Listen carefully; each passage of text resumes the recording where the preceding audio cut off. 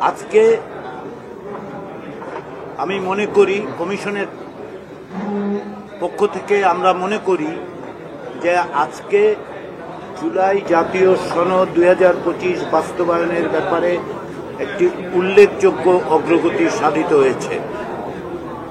জুলাই জাতীয় সনদ 2025 বাস্তবায়নের জন্য জনগণের অংশগ্রহণ নিশ্চিত করা, তাদের সম্মতির জন্য একটি গণভোট অনুষ্ঠানের ব্যাপারে সকল রাজনৈতিক দলই একমত হয়েছেন।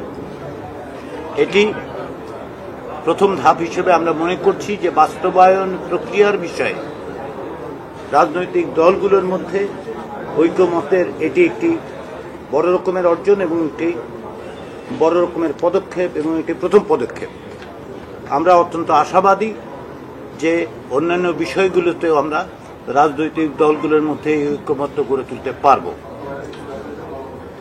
ফেব্রুয়ারির নির্বাচনের মধ্য দিয়ে যে আইনসভা তৈরি হবে,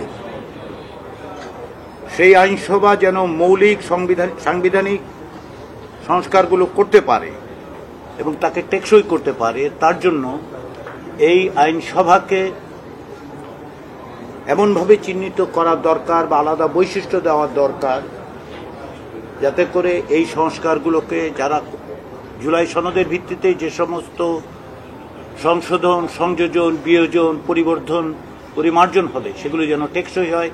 এই ব্যাপারেও রাজনৈতিক দলগুলোর মধ্যে কার্যত একটি ঐকমত্য হয়েছে এবং আমরা আশা করছি এর বিস্তারিত বিষয়গুলো আমরা আগামী দিনের বৈঠকগুলোতে অর্জন করতে পারব। ইতিপূর্বে বিদ্যমান সংবিধানের 106 অনুচ্ছেদের মাধ্যমে সুপ্রিম কোর্টের মতামত নেওয়ার জন্য বিভিন্ন রাজনৈতিক দলের পক্ষ থেকে বলা হয়েছিল। এখন অধিকাংশ দলই এই রকম মত দিচ্ছেন যে 106 অনুচ্ছেদের আওতায় সুপ্রিম কোর্টের মতামত নেওয়াটার প্রয়োজন নাও হতে পারে।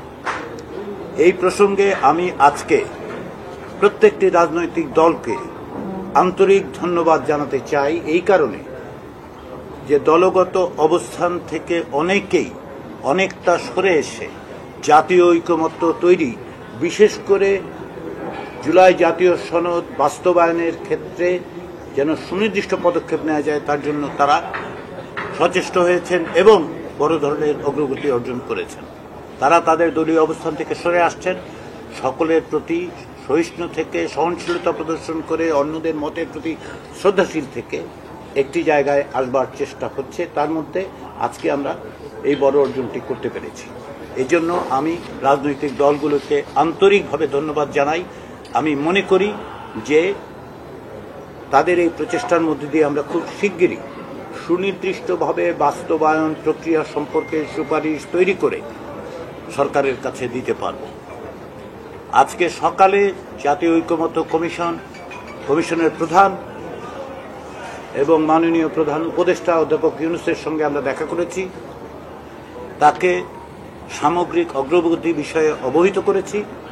তিনি আমাদের তাগিদ দিয়েছেন যেন আমরা দ্রুততার সঙ্গে রাজনৈতিক দলগুলোর সাথে আলোচনার অগ্রগতি অর্জন করে সুপারিশ তাদের কাছে দিতে পারি, সরকারের কাছে দিতে পারি। আমরা বলেছি কমিশনের পক্ষ থেকে রাজনৈতিক দলগুলোর যে সহযোগিতা পাওয়া যাচ্ছে, আমরা আশা করছি আগামী কয়েকদিনের মধ্যেই সেই জায়গাটা আমরা পৌঁছতে পারব। এক্ষেত্রে আমরা সুস্পষ্টভাবে মাননীয় প্রধান উপদেষ্টাকে বলেছি যে আমরা 15ই অক্টোবরের পর কমিশনের কার্যক্রম অব্যাহত রাখার কোনো প্রয়োজন আছে বলে মনে হচ্ছে না। আমরা ইতিমধ্যেই ওই জায়গায় উপস্থিত হতে পারব।